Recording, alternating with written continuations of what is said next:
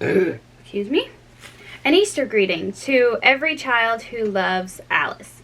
Dear child, please to fancy, if you can, that you are reading a real letter from a real friend whom you have seen, and whose voice you can seem to yourself to hear wishing you, as I do now with all my heart, a happy Easter.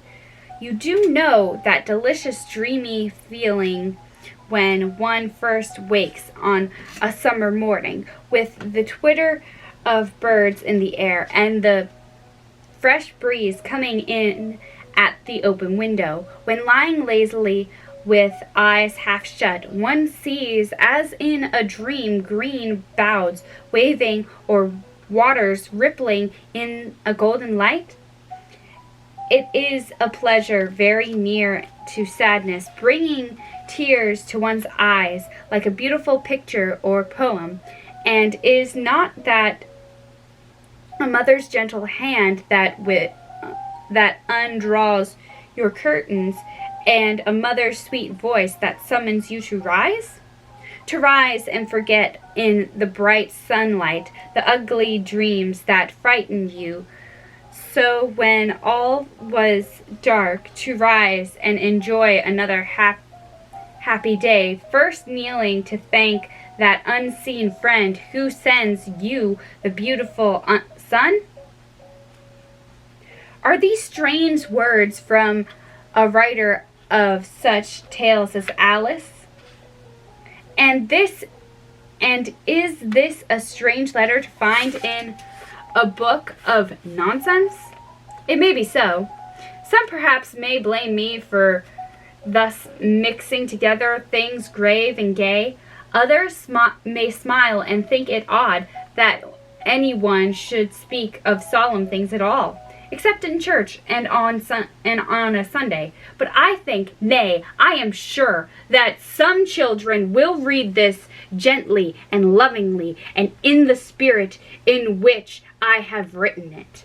For I do not believe God means us thus to divide life into two halves. I wear a grave face on Sunday, and to think it out of place to even so much as mention him on a weekday.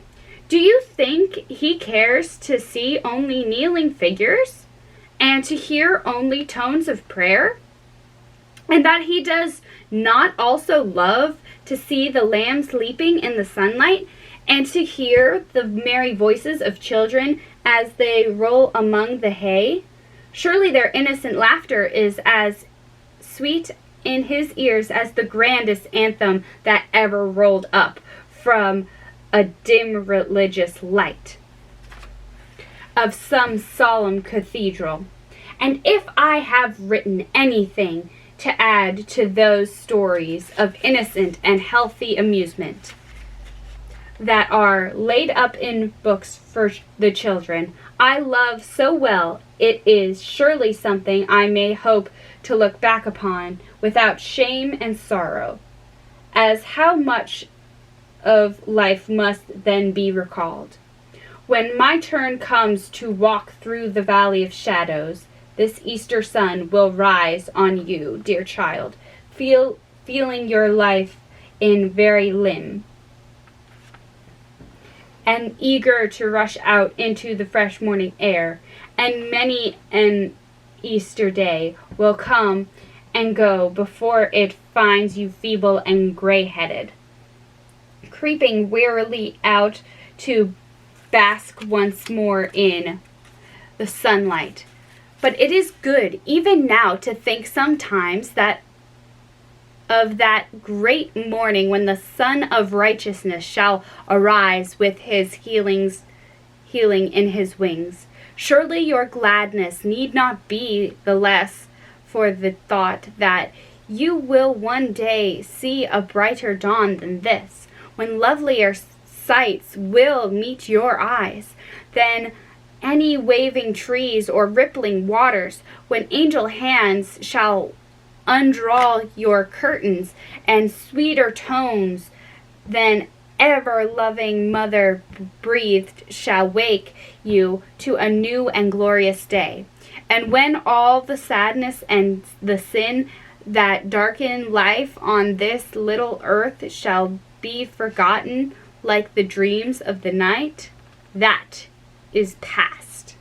Your affectionate friend, Lewis Carroll. Easter 1876.